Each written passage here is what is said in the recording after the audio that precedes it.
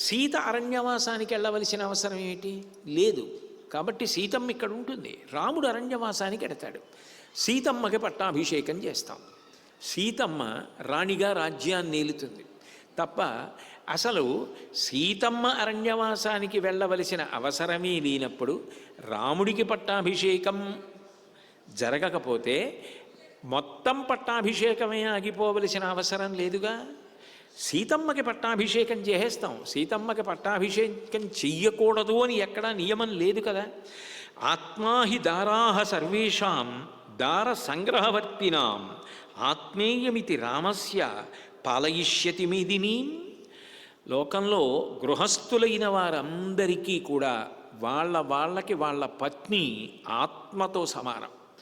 మిగిలిన ఇంద్రియములన్నీ బాగుండొచ్చు, గుండె బాగుండొచ్చు, ఊపిరి బాగుండొచ్చు, ఊపిరితిత్తులు బాగుండొచ్చు, కళ్ళు బాగుండొచ్చు, ప్రాణమే లేదు. ఏమిటి ఉపయోగం?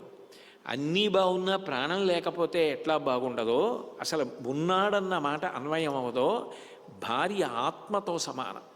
ఆ ఆత్మ లేనప్పుడు ఉన్నాడు అన్న మాట అనడం ఎట్లా సాధ్యం కాదో, గృహస్థాశ్రమంలో ఉన్నవాడికి పత్ని కూడా ఆత్మతో సమానమైనది. కాబట్టి రాముని యొక్క ఆత్మ సీతమ్మ. కాబట్టి ఆత్మాహి దారాహ సర్వేషాం దార సంగ్రహవర్తినాం ఆత్మేయమితి రామస్య పాలయిష్యతి మేదిని. కాబట్టి రాముడికి బదులు సీతమ్మకి పట్టాభిషేకం చేసేస్తాం. రాముడు అరణ్యవాసం చేసి వచ్చేస్తాడు. తర్వాత రాముడు రాజ్యం తీసుకుంటాడు.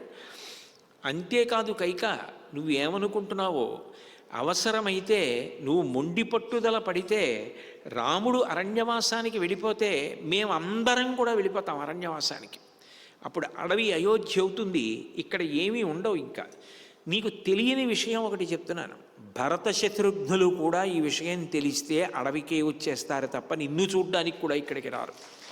నువ్వు ఏ కొడుకు కోసం వెంపర్లాడుతున్నావో ఆ కొడుకు నిన్ను చూడడం. పాడుపడిన భూమి మీద చెట్లు ఒక్కటే మిగులుతాయి. వాటిని నువ్వు ఒక్కదానివే పరిపాలించుకో. ఎందుకంటే భరతుడు కూడా ఉండదు.